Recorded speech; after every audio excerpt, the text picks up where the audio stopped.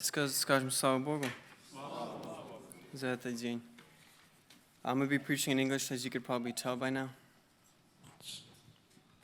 Я буду проповедовать на английском, как вы уже это поняли. You know, Jesus went around and he taught in many different ways, whether that was parables, whether that was direct instruction. Когда Иисус проповедовал, Он разными способами проповедовал, иногда притчами, иногда просто прямым какие-то указаниями или примерами. You know, when Jesus taught in this way, the people, they came to listen, right? The same way we come to church ready to listen. They also came ready to listen to Jesus. И когда Иисус так учил, люди приходили слушать Его. И как мы сегодня также приходим сюда, на это место, слушать Слово Иисуса, люди также приходили. But Jesus also taught in different ways. In certain situations, he would react to something that just happened, and then he would drop a little nugget of wisdom. И иногда, когда Иисус учил, Он учил просто во времени, да, или когда-то что-то случилось, и его была как-то реакция, и Он умел научить или дать какой-то совет прямо в том случае или в прямом месте на то время. You know, and in my opinion, those moments when he reacted to something are more powerful because you could apply it easier to your life because you just saw what happened. But it's also harder because it's not a hypothetical, right? И мое мнение в том, что когда Иисус так учил людей, как бы прямо вовремя или на то место, когда что-то случалось, это более сильное было какое-то проповедь его или его слово, потому что они прямо жили в том времени, на том месте они были там. You know, I would like to today read one of these moments and discuss about it, but also just encourage us to, when we're not here, also be willing to hear God's voice and what He has to say to us outside of church. Я хотел бы сегодня говорить о таком случае, когда Иисус прямо учил или сказал какое-то слово. Я хотел, чтобы мы думали или сосредоточились на том, как мы живем нашу жизнь или как наша жизнь происходит вне церкви. So if we could open up to Luke chapter 10, verse 38. Давайте мы откроем Лука, 10 глава, 38 стих. Now it happened as they went that he entered a certain village, and a certain woman named Martha welcomed him into her house. And she had a sister called Mary, who also sat at Jesus' feet and heard his word. But Martha was distracted with much serving.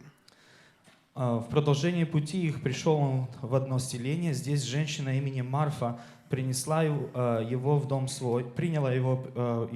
свой.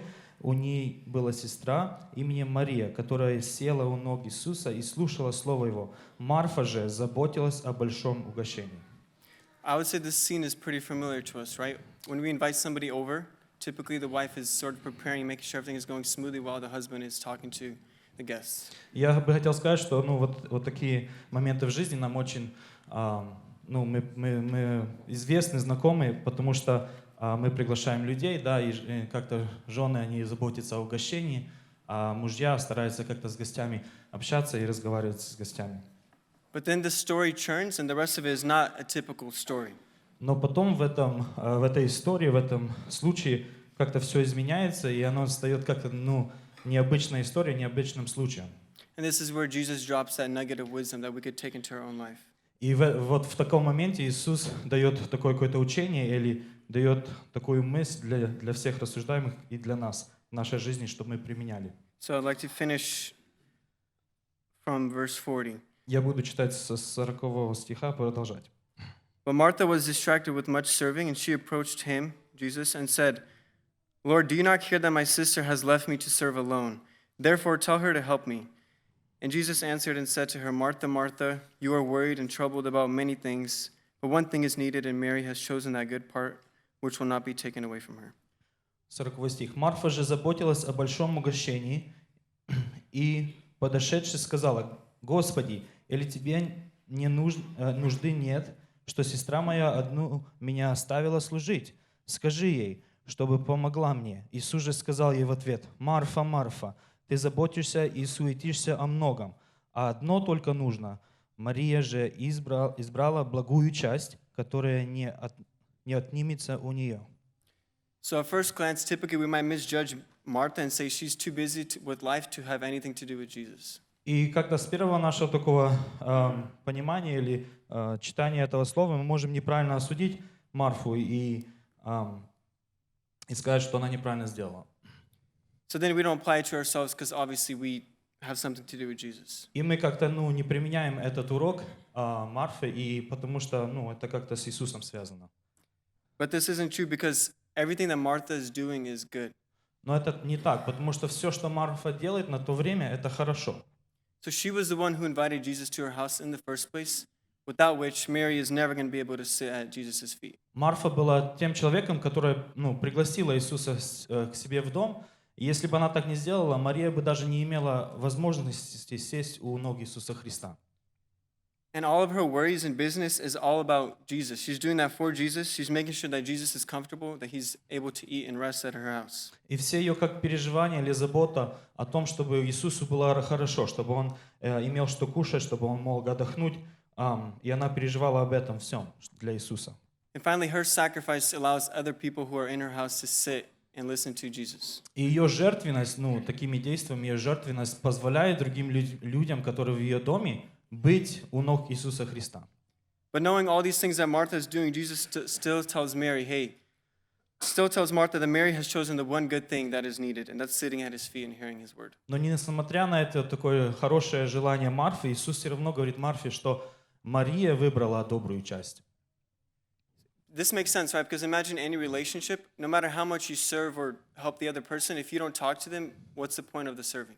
И для нас это понятно, потому что во всех отношениях, если мы не общаемся с тем человеком, которым, к нам приходит или о котором мы говорим, если мы с ним не общаемся, значит, наши отношения не могут как расти или вырабатываться. And so all the things that Martha is doing are good and absolutely necessary, but not at the cost of her own relationship with Christ. И все, что Марфа делает, это хорошо, это правильно, но не ради того, чтобы жертвовать своими отношениями или общением с Иисусом. You know, there's a scenario in Matthew chapter 7 in which Jesus brings up something very similar. Есть место в Матфея 7 глава, когда Иисус говорит буквально ситуации, похожей на это. And that's, he brings up a hypothetical where he talks about how people are serving for him, И but he never knew them. он приводит такой, он говорит такие слова, что люди, которые служили ему, но он их никогда не знал. And so we might sort of conflate Martha with those people, but she's also different than them. И мы можем сказать, Марфа может относиться к этому, как к категории людей, но это не так, потому что Марфа знала его. Yeah, so first of all, she's not practicing wickedness like they were, and she also knew Jesus. И Марфа также знала Иисуса Христа, и она не делала те плохие дела, которые те люди, может быть, делали, о которых говорит 7 глава Матфея, Иисус говорил. Right, because we know that Martha is a friend of Jesus already. That's why he accepts her invitation to her house. Мы знаем, что Марфа, она, является другом Христа, и вот ради этого Иисус также говорит, что да, я приду в твой дом, я отвечу на твое приглашение. When Lazarus dies, when her brother dies, Jesus cries, and Martha is really comfortable approaching Jesus and talking to him in that tone and complaining to Jesus. Когда Лазарь умирает, Иисус приходит, к ним в дом, и Иисус, когда Марфа начинает плакать или начинает как-то нуждаться в нем, в Иисусе, то Иисус отвечает ей на ее нужду, и Он помогает ей как-то дать ей комфорт какой-то. So then Martha's problem is, I would say, one of the following three things. И я бы хотел сказать, что проблема Марфы, или чуть-чуть, как она в этом месте, в этой истории неправильно поступила, может являться одним из этих трех причин. She felt that she knew Jesus well enough already and she didn't need to get to know him anymore. Может быть, она думала, что она уже достаточно знает Иисуса Христа, и ей не надо было дальше, познавать Его. Maybe she felt she needed to get to know him better, but she just didn't want to. She lost the desire. Может быть, Марфа знала, что ей надо, как-то приближаться к Христу, познавать Его поближе, но, может, она потеряла желание. Or she felt that her service or ministry to him in that moment was more important than her personal relationship with him. Или, может быть, она подумала, что ее служение или ее добрые дела вот на то время как-то более важно казалось ей, нежели ее познавание Христа или отношения с Христом. So the question we need to ask ourselves today is, am I Martha or Mary in this story? И тот вопрос, который мы каждый должны за себя задать сегодня в этой истории, являюсь ли я Марфа или являюсь ли я Мария?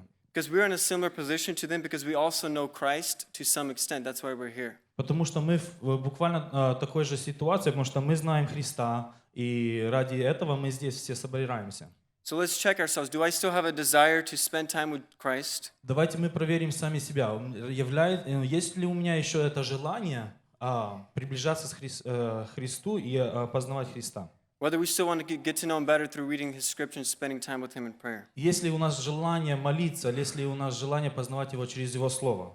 Because I would say there's a really dangerous situation for Christians to not only lose their relationship with Him, but also not realize we did because we're so busy doing things for Him.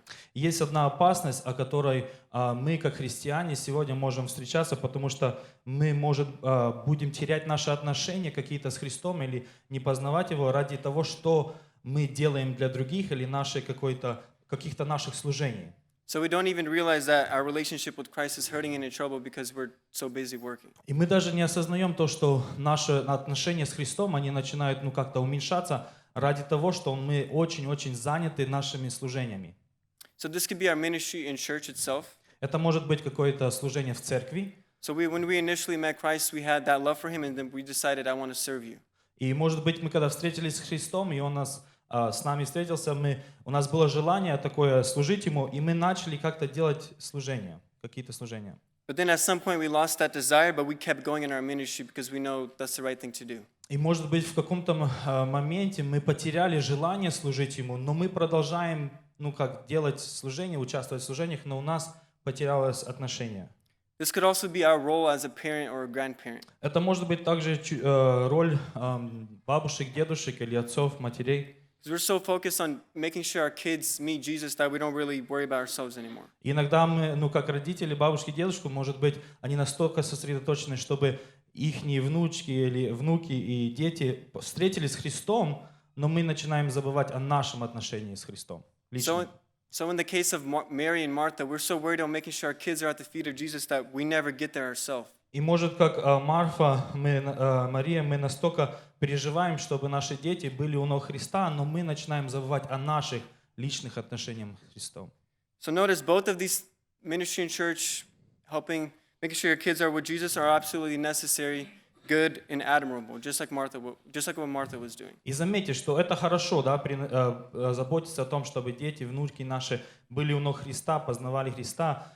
И как Марфа, это действия хорошие или нужные. So we still need to do those things, but we also need to find time for ourselves and our own relationship with Christ. И мы также должны так делать. Мы должны продолжать заботиться о детях, о внуках, внучек, но мы также должны не забыть и заботиться о своем личном отношении с Христом, проводить то время с Ним. I would say examining ourselves today is really important, not just because your own salvation is at stake. И я бы хотел сказать, что сегодня очень важно давать себе какую-то оценку или смотреть на свою жизнь и заботиться о нашем спасении также.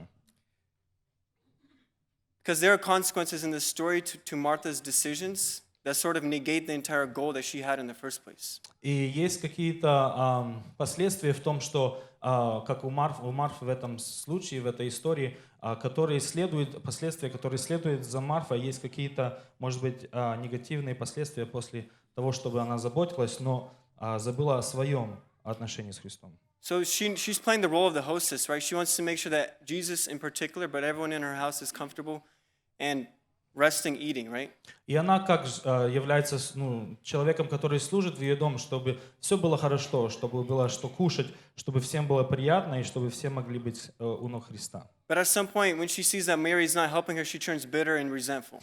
И когда она замечает в том, что Мария ей не помогает, она начинает чуть-чуть реагировать с такой нерадостью, нехорошим отношением к Марии. Now notice the ironic thing. Her whole point is to make Jesus comfortable, but she comes to Jesus and complains to Jesus, not to Mary. И есть ирония в том, что она хочет, чтобы Иисусу было хорошо, чтобы все было ему приятно, но тем же временем она приходит и начинает жаловаться Иисусу, как-то давать такую некомфортную ситуацию для Иисуса создавать. So her entire ministry's goal she went against her entire ministry's goal because she was so focused on that ministry. И если посмотреть, она вообще, вся цель ее служения, как-то оно нулируется в том, что потому что она начала уже Иисусу как-то жаловаться и делать для него такую не очень комфортную ситуацию. I would say that if we don't focus on a relationship with Christ, the same situation will happen to us at some point. Я бы хотел сказать, что если мы не сосредотачиваемся на нашем отношении с Христом, так же может быть и в нашей жизни. Why? Because if Jesus is the vine and we're the branches, if we disconnect from him, at some point we will turn dry. И потому что если Иисус есть лоза, и мы Его ветви, если мы отсоединимся от лозы, от Него, тогда придет время, когда мы просто станем сухими. Regardless of how hard we try, we will stay dry. Независимо от того, как мы будем стараться, мы будем все равно сухими.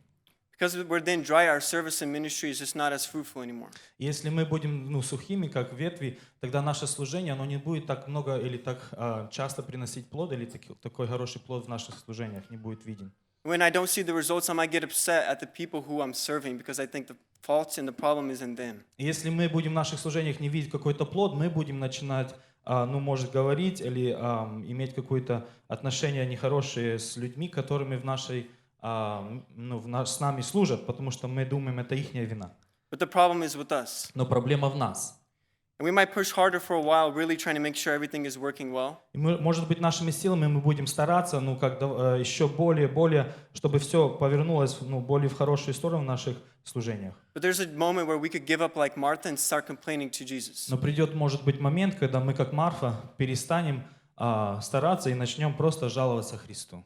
And notice, when Martha starts to go complain, she stops serving, she stops preparing, she goes and complains, she stops. И заметьте в том, что когда Марфа начала Христу приходить и жаловаться, и наговаривать на Марию, тогда она перестала служить, то есть ее служение закончилось, потому что она сейчас озабочена, чтобы жаловаться. So I'd like us to take a look at ourselves, our own life, our spiritual state, and ask yourself some questions. Я бы хотел, чтобы мы все сегодня просто вникнули сами в себя и посмотрели на нашу духовную жизнь и где мы сегодня, в нашу ситуацию. Am I dry? How much do I desire to read His Word and spend time with Him in prayer? Может быть, я сухой, может быть, я сегодня, сколько я сегодня желаю в молитвах соединяться с Христом, сколько ли я желаю читать Его Слово. Have I burnt out while serving others while I suffer? Может быть, я сбился из сил, может быть, у меня нету больше такого отношения с Христом, потому что я просто был сосредоточен на моем служении и служении другим. So who are we in the story of Martha or Mary? Are we Martha or Mary? Кем ли мы являемся сегодня в этой истории, Марфа или Мария? Or are we even in the story? We could also be someone who doesn't serve and doesn't have a relationship with Может быть, Christ. нас вообще в этой истории как нету, или мы, может, даже не видим себя в этой истории, потому что мы и не служим никому, и с Христом не имеем никаких отношений.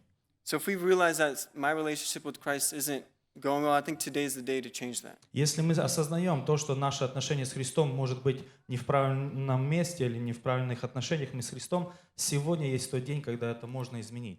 We could go and decide to sit at His feet because He's still there, He's waiting. Мы можем прийти и сесть у Его ног, потому что Он всегда здесь, в этом служении, и с нами сегодня. Because Jesus is the only source of the living water, not our ministry towards Him or others, but He is the source of the living water that's going to satisfy us. Потому что только Иисус есть живая вода, которая удовлетворяет наш дух, и не наше служение или какие-то действия, но Он есть только один, который может нам дать эту живую воду.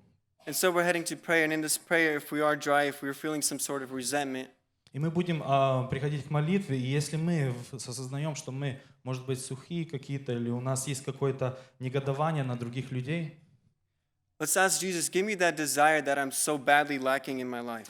давайте мы попросим Иисуса Христа, чтобы Он дал нам то желание служить Ему, которое у нас, может быть, в нашей жизни сегодня мы замечаем, что нету. To find a balance, because I still want to serve others, I still want to serve you, but I need to take care of myself as well. Чтобы найти правильный баланс в том, чтобы и служить другим, и участвовать в разных служениях, но также не жертвуя своими отношениями с Христом. And then if I do have that desire for Christ, if I'm Mary in this situation, that it would not diminish into Martha's situation. И если, может, у меня есть все-таки желание сегодня, чтобы оно не прекратилось, чтобы оно не пришло в такой момент, когда наши желания, как у и Марфы, они просто были не в правильном месте или недостаточно. Amen. Let's pray. Аминь. Давайте мы помолимся.